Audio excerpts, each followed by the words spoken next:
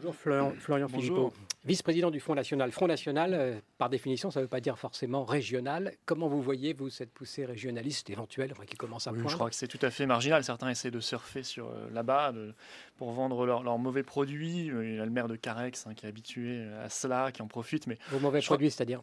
le séparatisme ou Ah, voilà, un d'accord, pardon. régionalisme C'est pas le exacerbé. jambon, d'accord. Un régionalisme exacerbé qui n'a rien à voir avec ce qu'on peut accepter, c'est-à-dire une identité régionale, bien sûr, qui peut se comprendre pour des raisons historiques, mais qui n'a rien à voir avec le séparatisme. Je crois que c'est très marginal. D'ailleurs, la révolte, si vous voulez, contre l'écotaxe, ça n'existe pas qu'en Bretagne, hein.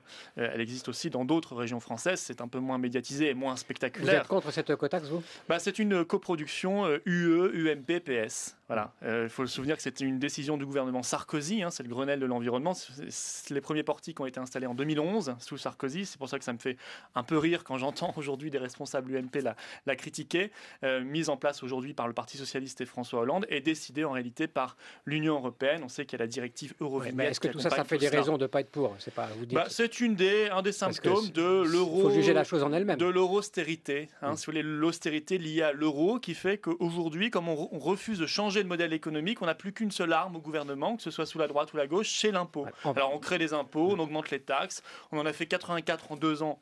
Sous Sarkozy et sous Hollande, c'était Le Monde qui l'avait révélé début septembre à sa une, parce qu'ils n'ont plus d'autres marges de manœuvre, parce qu'ils restent coincés dans ce modèle économique européen qui nous donne du 0% de croissance, et donc évidemment l'augmentation de la dette, du chômage, de la pauvreté et de la fiscalité. Et on reparle de tout ça. Il faut donc changer de modèle économique, on en reparlera. Dans le cours de ce Florian Philippot, est-ce qu'il y a un problème d'homme? Est-ce qu'il y a un problème de politique?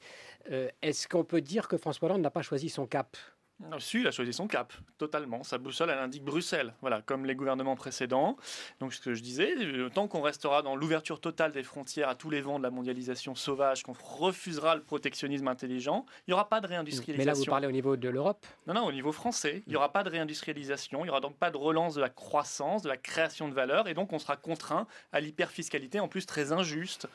Tant qu'on continuera avec ce boulet absolu qu'est l'euro, hein, et il atteint aujourd'hui son record depuis la fin 2011 en termes de cherté, eh bien, on sera pénalisé, tiré vers le bas. On ne pourra pas reconnaître ce regain de croissance que connaît le Royaume-Uni actuellement parce que le Royaume-Uni a une monnaie nationale. Voilà le vrai problème. Et ça, c'est un choix commun de l'UMP et du PS. Ils sont pris dans le carcan idéologique de l'Europe et de l'euro à tout prix, de l'Union européenne, qui d'ailleurs détruit au passage la démocratie, hein, parce qu'il n'y a plus de démocratie dans ce système-là, on le sait bien. Pierre Mendès France l'avait prévu dès 1957. Eh bien, on est coincé et on offre comme seule perspective au peuple de la zone euro cette fameuse taxation prévue dans les rapports du FMI. On en a déjà une préfiguration.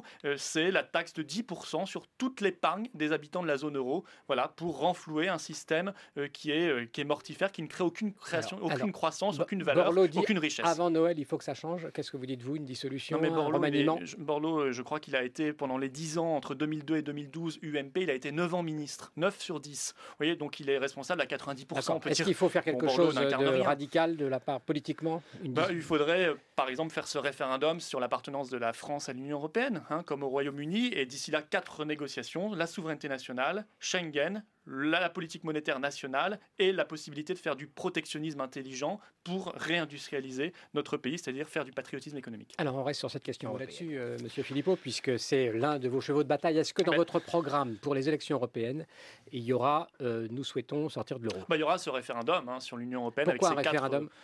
Parce que c'est au peuple de décider, voilà. C'est une question très importante, ça permettra un grand débat national avec ces 4 renégociations préalables dont je vous ai parlé, dont effectivement la question monétaire, qui est une arme aujourd'hui dans la mondialisation, à condition qu'on puisse l'utiliser. Aujourd'hui, on ne peut pas. Bon, déjà, que le gouvernement se mette d'accord, parce que M. Montebourg, il y a 3 jours, dans le Parisien, nous dit l'euro est surévalué de 20%. S'il était 20% moins cher, on aurait 300 000 emplois, on aurait une baisse des déficits, on aurait plus de croissance. Et hier, M. Moscovici nous dit non, il n'y a pas de problème. Pas franchement surévalué, donc. Voilà, il nous dit c'est pas franchement, donc on ne sait pas, quand on a encore 5 centimes, mais ce sera franchement, on ne sait pas où est la limite, si c'est franchement trop. Voilà, et Nicole Bricq ce matin, ministre du Commerce extérieur, nous dit, pas pour s'en lamenter, juste pour décrire les choses, nous dit que oui, effectivement, ça a contraint Airbus à ouvrir une ligne d'assemblage en Alabama, voilà, du fait que l'euro est trop cher. Nous disons, quand on fait le bon constat, oui, il est beaucoup trop cher, puisqu'il faudrait, normalement, la bonne parité, c'est à peu près 1 euro égale 1 dollar pour l'économie française. C'est bien pour l'économie allemande, mais c'est pas bon pour l'économie française, le taux actuel.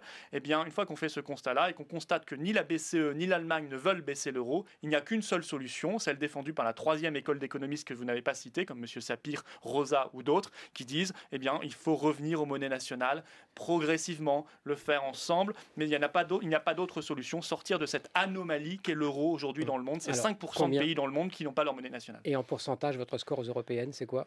J'espère que nous serons en tête. Je crois que c'est possible parce que les patriotes feront leur grande entrée dans cette assemblée européenne qui est aujourd'hui largement dominée. Pour faire un groupe européen avec également tous les patriotes, si possible. Des partis d'extrême droite. Le but, c'est pas des partis. Oh, ça y est, vous avez une petite prime pour l'avoir dit.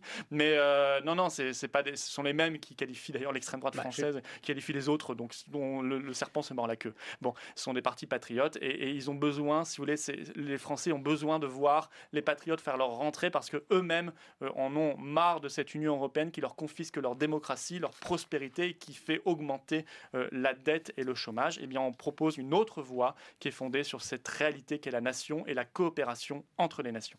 Florian Philippot, merci beaucoup d'avoir accepté notre invitation.